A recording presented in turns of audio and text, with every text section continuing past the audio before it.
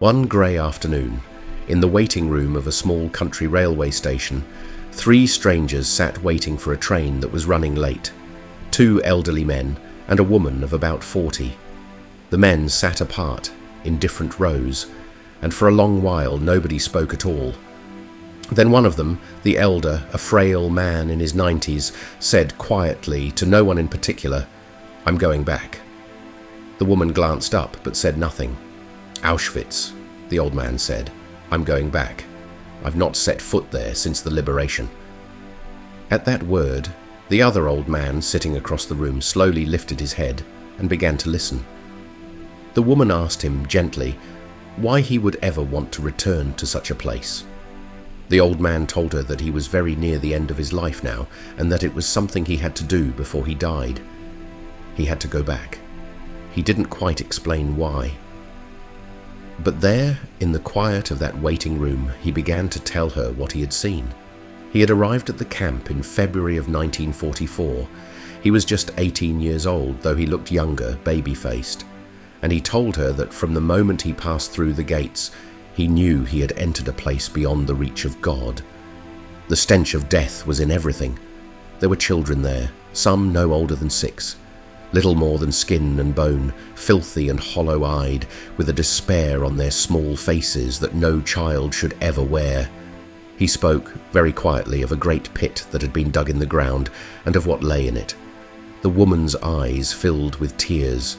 He did not dwell on it, because some things should not be dwelt upon. He told her that he could not simply stand and watch, that he had to do something, anything, however small. So he began to steal food for the little ones. Never much, a little bread, whatever he could get. He would lay it on a table in one of the huts. The starving children would fall upon it, and it would be gone in seconds. And then, he said, he began to help them escape. At night, he dug a shallow trench beneath the wire in a far corner of the camp, working alone in the dark, a little at a time. It didn't need to be deep. The children were so terribly thin, and one by one, mostly the older ones, but some of the small ones too, he began to send them under the wire and out into the night. He knew exactly what would happen to him if he were ever caught. He knew it would mean certain death, but he could not stop. The woman had taken his hand by now and was holding it. He told her of one night in particular, pouring rain. 4 children, 2 girls and a boy, all around 15. With them, a tiny girl, 6 or 7 years old, so frail she could barely stand. He knew she had to go with the others if she had any chance of survival, that the older girls would look after her. But she couldn't manage the mud and the rain, so he picked her up and carried her, held her close to keep her warm. She weighed almost nothing. He could feel every bone in her body. She shivered against him the whole way. They heard dogs, somewhere out in the dark, and their hearts nearly stopped, but they reached the trench. It was then, as he moved to pass her under the wire, that he realized the little girl in his arms had already slipped away. She had died against his chest as he carried her. The boy reached back through the wire and gestured for the old man to pass her through. But he had only shaken his head and told the boy to go quickly and take the others. He carried the dead child back through the rain to the hut alone, and he wept more that night than he had ever wept before or since. By now the woman was crying openly. And it was then that the other old man, who had listened to every single word, spoke for the first time.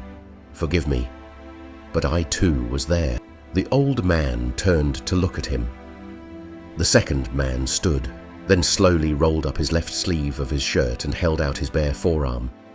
There, tattooed crudely into the skin, was a number: B, 6, 8, 7, 5, 4. The mark the camp had used to catalogue every man, woman and child. The old man who had told the story rose slowly to his feet. He rolled up his own left sleeve and held out his arm. His arm was bare, unmarked, no number at all. "I have no tattoo," he said quietly. The man with the number looked at that bare arm for a moment, and he understood, because there was only one kind of person in those camps who bore no number. The only ones who had no number, the man said slowly, were the He stopped, unable to say it. So the old man said it for him.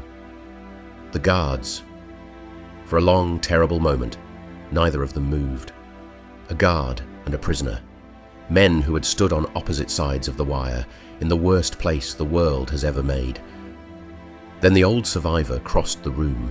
The two old men, the one who had been a prisoner and the one who had worn the uniform, fell into each other's arms and wept.